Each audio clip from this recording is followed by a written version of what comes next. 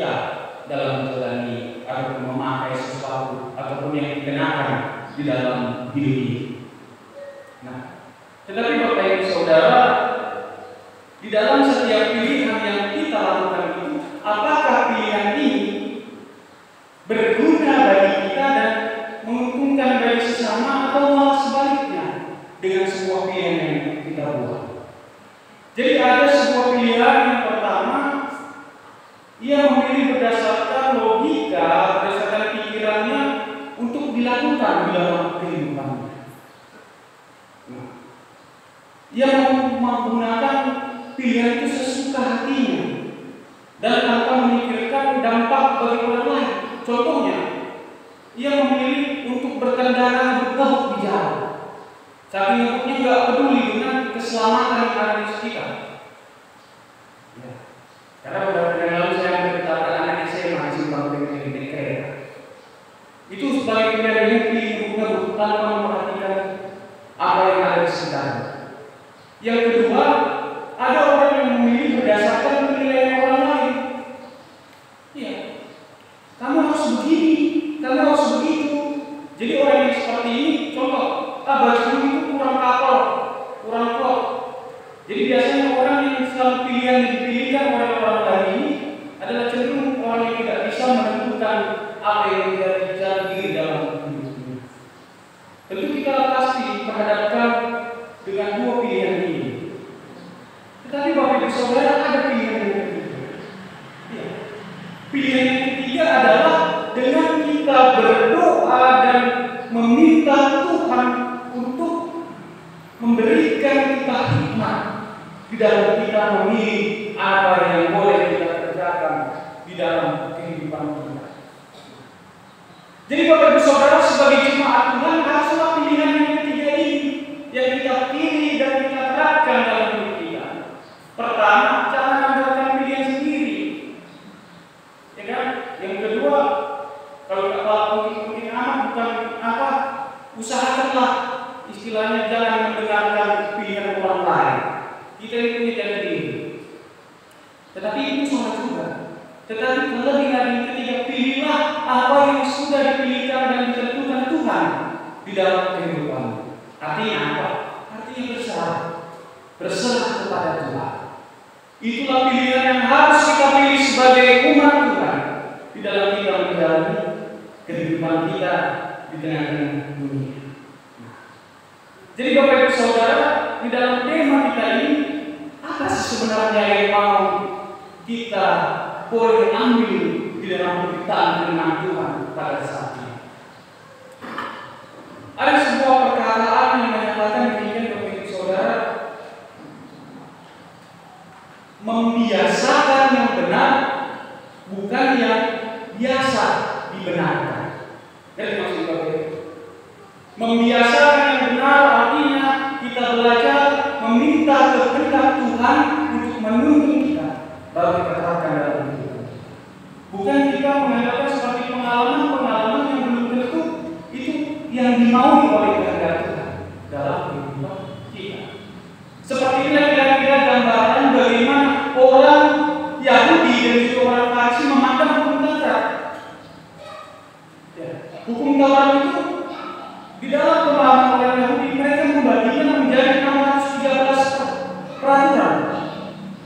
Dari 10 hukum Taurat yang dibuat oleh Allah, diperkecilkan lagi menjadi 613 peraturan. Baru ditambah lagi dengan 248 perintah. Dan juga ditambah lagi 365 larangan serta 1521 cara untuk memperbaiki kesalahan. Itulah yang dibuat oleh para ahli-ahli Farisi dan ahli-ahli. Sehingga hukum yang dibuat oleh Allah ini memberatkan orang-orang yang percaya kepada Allah pada saat itu untuk menjalani hidupnya. Ini memberatkan. Sehingga Yesus datang untuk membenarkan yang biasa itu, bukan yang biasa itu dibenarkan, tetapi membenarkan yang biasa. Makanya kita akan angkat ini dalam Matius 5 ayat 21 sampai 37 Bapak Ibu. Memang Yesus datang dikatakan dalam ayat 17, kedatangannya bukan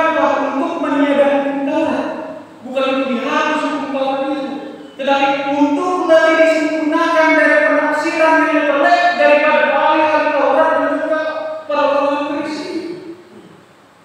Bagaimana cara Yesus untuk memahami hukum Taurat itu bagi saudara? Ya, inilah Yesus menerangkan dan menjelaskannya ketika Ia ada di atas bumi. Yesus meletakkan suatu standar yang baru untuk memahami hukum Taurat. Standar yang baru ditetapkan oleh Yesus adalah Ia mau bahwasanya kehendak kelakuan yang kita lakukan dengan pikiran dan hati itu tidak dapat dipisahkan. Itu harus setara, harus sejalan, harus fair dirasakan. Pikiran, gerakan, ucapan itu harus sama. Itulah di mana standar baru bagi Yesus yang Dia tawarkan, yang Dia bawa kepada para pendengar ketika Ia berkhotbah dan juga kepada kita. Mengapa saya katakan demikian? Ya, pertama, Yesus menyatakan dalam perintahnya, kamu telah mendengar. Maksudnya, hukum Taurat itu sudah dibaca dan dipelajari oleh orang Yahudi. Kamu telah mendengar, jangan membunuh. Membunuh Bapak Ibu Saudara kalau kita artikan adalah menghilangkan nyawa seseorang, dimatikan, ditusuk, dihilangkan nyawanya, dilenyapkan dari dunia ini. Mungkin barangkali pada saat itu penafsiran yang ditangkap oleh ahli Taurat dan Farisi adalah membunuh cukup untuk menghilangkan nyawa seseorang, sehingga mereka bisa saja menghujat, menuduh, menfitnah orang-orang yang bersekitar, seperti menyatakan engkau adalah orang yang tidak suci, engkau adalah orang kafir, menyatakan kepada orang-orang yang bukan suku Yahudi. Sehingga Yesus datang untuk membawa standar baru bahwasanya tindakan, ucapan dan hati harus sama. Mungkin bisa saja orang yang memang tidak menghilangkan nyawa seseorang, tetapi ia sudah membunuh karakter, tetapi ia sudah membunuh orang dengan mempermalukan orang tersebut. Dari sini Bapak Ibu Saudara, kita harus berhati-hati kita belajar di sini. Berhati-hati menggunakan pikiran, hati dan tindakan kita. Itu yang mau dituntut Tuhan dari sini, supaya kita menjaga mulut kita. Karena ada istilah bahasa Indonesia yang mengatakan mulutmu adalah harimau. Maka dari sini kita belajar harus berhati-hati sebelum kita menyatakan men-statement seseorang, kita cari dulu kebenaran yang benar atau tidak yang dia katakan, sehingga boleh kita wawakan kita sekarang. Jadi membunuh itu bukan hanya menghilangkan nyawa seseorang, tetapi ketika kita mengolok-olok, ketika kita mengejeknya, kita sudah membunuhnya di dalam kehidupannya bermasalah. Itu membunuh. Yang kedua, selanjutnya, dalam membunuh ini juga diterangkan oleh Yesus. Dalam hati jangan kita membunuh seseorang dalam hati. Cuma pula mereka membunuh orang di dalam hati. Contoh Bapak Ibu Saudara. Ini contoh untuk memperkuat firman Tuhan yang diberikan kepada kita. Ketika kita membunuh orang dalam hati, mau melihatnya pun kita tidak mau, menyapanya pun kita tidak mau. Firman Tuhan menyatakan itu bagian dari membunuh. Jadi Tuhan Yesus menjelaskan membunuh, menghilangkan nyawa manusia, membunuh karakternya di hadapan masyarakat, membunuh dia di dalam hati sehingga membenci. Marah adalah awal permulaan dari kata membenci.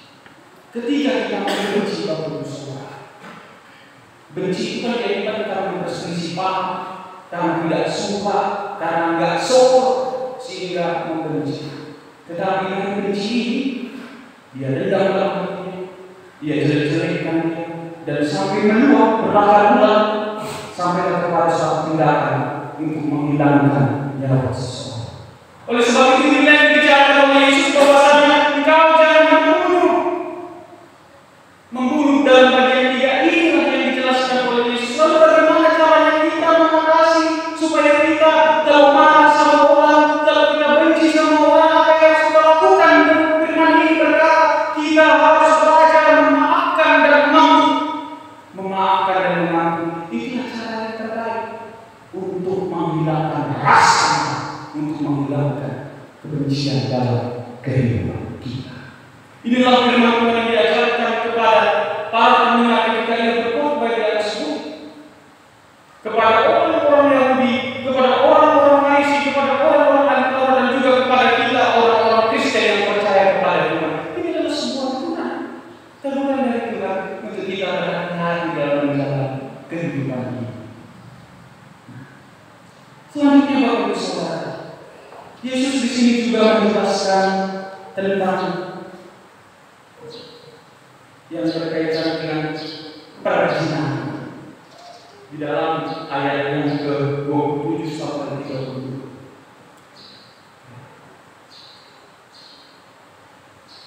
Kalau kita pahami menurut Kamus Besar Bahasa Indonesia, perzinahan adalah, mohon maaf Bapak Ibu, antara sepasang lelaki dan sepasang perempuan yang tidak dalam ikatan pernikahan tetapi melakukan suatu hubungan yang tidak layak untuk dilakukan. Itulah yang disebut dengan perzinahan. Oleh sebab itu Yesus berkata kepada orang-orang Taurat, ahli Taurat dan juga kepada orang-orang Farisi, karena biasanya orang-orang ini yang orang-orang Farisi dan ini yang paling tidak melihat hal-hal yang demikian. Ya, karena kita langsung melihat contohnya bagaimana Yesus menyelamatkan seorang perempuan ketika ia dituduh dan melakukan ketangkap basah melakukan perzinahan sehingga harus dihukum. Ya.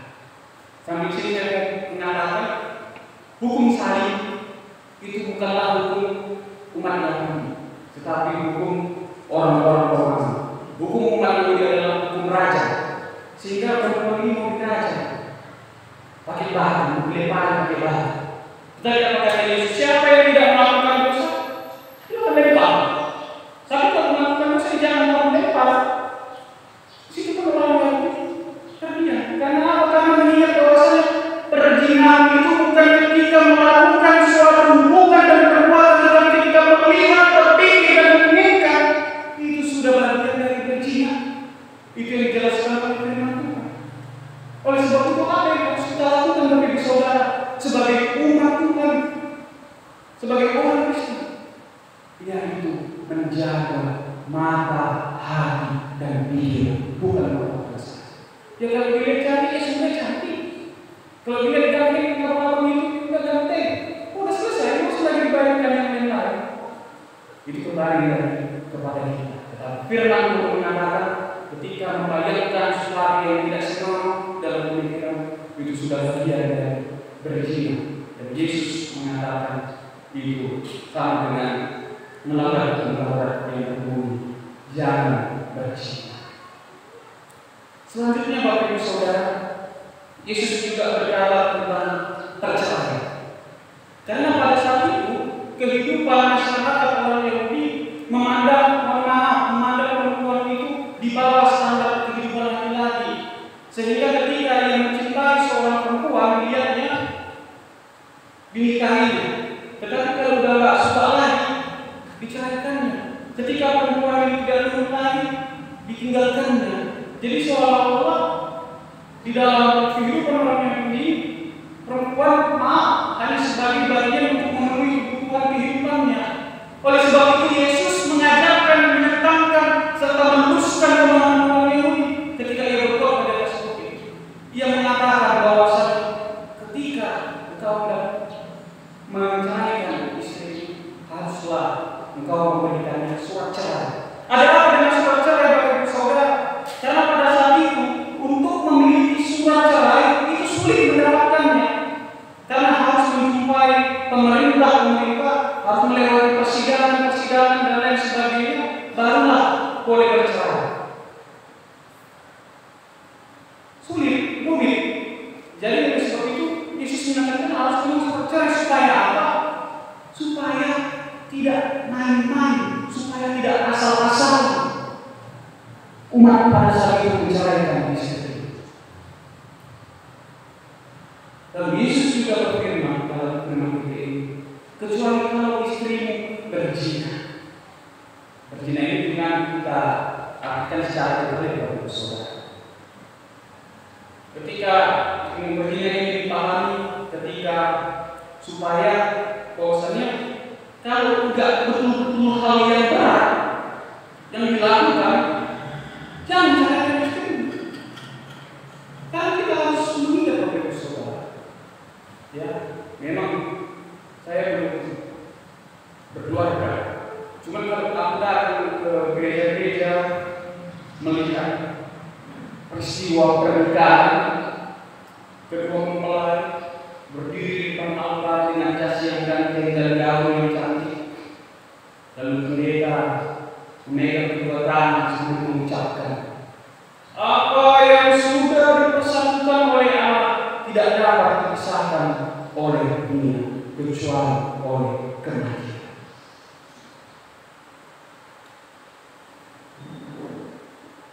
Inilah yang mau ditekankan oleh Yesus dan ketika ia mengajar orang-orang supaya menganggap wanita perempuan itu adalah saudara.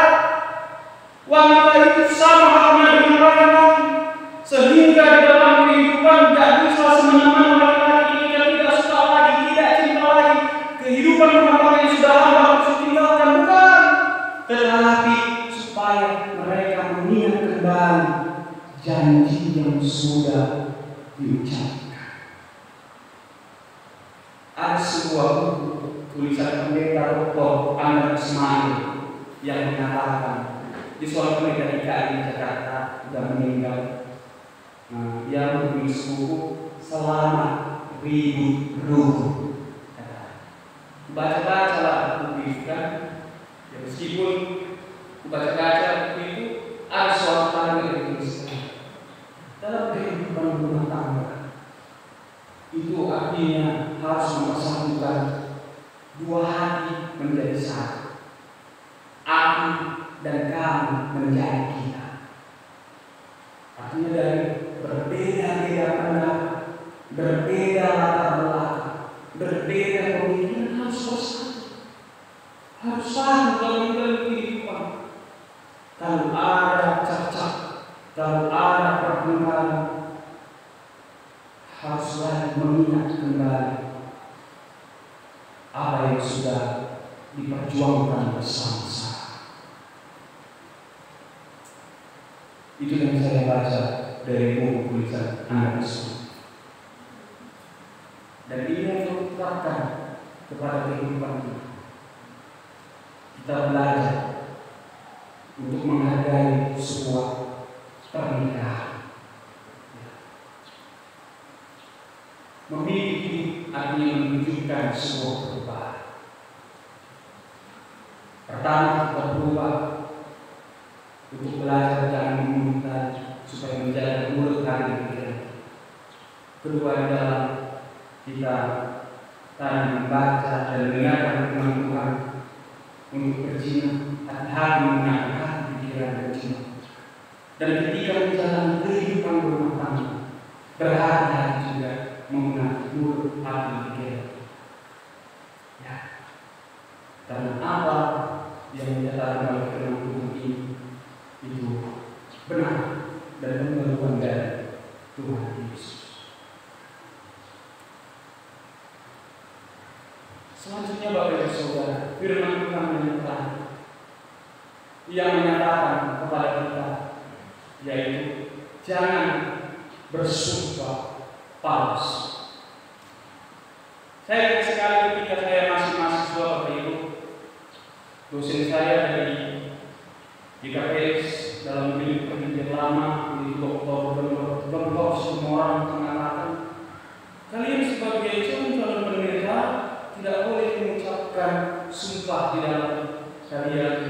ketika mengikat suatu perbicaraan atau suatu kesepakatan dalam jemaat. Apa maksudnya? Kenapa nggak boleh bersumpah? Bersumpah kan istilahnya untuk menguatkan suatu perjanjian supaya betul-betul itu sah, supaya betul-betul itu benar, seakan-akan nyata. Itulah apa yang bersumpah. Ternyata setelah saya maksud dari pendeta yang menyatakan sama saya, baru saya pahami di dalam baca ini, rupanya kalau orang sampai sudah bersumpah, artinya perkataannya, ucapannya sudah tidak dipercaya lagi. Apa yang menjadi pandangannya sudah tidak betul lagi. Ibaratkan seperti minuman garam yang sudah menjadi hambar. Jadi perkataan-perkataan ini sudah tidak dipercaya, sehingga harus ditimpani, ditindih dengan kata sumpah supaya orang percaya. Apa yang kita ambil dari sini, saudara? Firman Tuhan mengajarkan supaya kita kalau menyatakan seperti yang nyatakan yang benar. Kalau salah yang nyatakan yang salah, boleh ditambah-tambahi dan juga dikurang-kurangi. Kalau dalam belajar bahasa Indonesia, maju hiperbola. Kalau nggak salah saya jalan. Jadi ketika kita mendapatkan pembelajaran, diingatkan kembali kalau menyatakan sesuatu yang benar, dinyatakannya jika itu benar, jika itu tidak, nyatakan tidak. Ya, memang sulit untuk melakukannya. Sulit sekali. Tetapi Tuhan menuntut kita untuk berusaha melakukannya di dalam kehidupan kita. Jadi Bapak Ibu Saudara, dalam standar yang disampaikan oleh Yesus tentang orang-orang dalam kehidupan ini seolah-olah berbeda jauh dari apa yang dihasilkan oleh orang ahli Taurat dan orang-orang Farisi. Ingat sekali lagi Bapak Ibu Saudara, firman Tuhan menyatakan jelas dalam ayat yang ke-17, firman Tuhan berkata, jangan kamu menyangka bahwa aku datang untuk meniadakan Taurat atau kitab Parna. Aku datang bukan untuk meniadakan, melainkan untuk menggenapi. Inilah yang digenapi oleh Yesus yang diajarkan kepada orang-orang Yahudi, orang-orang yang mendengarkan, dan juga kepada kita orang-orang yang percaya. Nah, dari sini kita kembali kepada satu slogan yang saya katakan, membiasakan yang benar, bukan membenarkan yang biasa. Ini seperti kata balik, sulit. Tetapi saat ini kita belajar untuk menerapkan standar yang sudah diletakkan oleh Yesus dalam kehidupan kita. Bukan lagi untuk meletakkan standar kita untuk dilakukan dalam kehidupan kita. Kembali lagi ke dalam firman. Hidup adalah sebuah pilihan. Sekarang kembali lagi kepada kita untuk memilih. Apakah kita memilih untuk hidup berdasarkan apa yang sudah Tuhan Yesus tuntun dalam firman Tuhan ini? Atau kita memilih untuk hidup tidak menuruti apa yang sudah Tuhan tetapkan dalam firman? Di dalam memilih pasti ada konsekuensi. Kalau kita memilih untuk hidup menurut standar yang sudah Tuhan ajarkan, maka harus ada perubahan hidup yang harus kita letakkan dalam hidup. Tetapi kalau kita memilih tidak mengikuti, ya maka kita harus siap untuk jatuh ke dalam dosa. Jadi apa yang boleh kita bawa di dalam memberikan firman Tuhan? Hidup kita penuh dengan pilihan. Bahkan banyak godaan yang memilih kita untuk jatuh ke dalam dosa. Tetapi ingatlah, identitas kita adalah garam dan garam yang memberi rasa dan terang yang membawa cahaya. Maka pilihlah hidup di dalam Tuhan dengan menunjukkan sikap perubahan hidup di dalam kehidupan kita. Amin. Kita masuki saat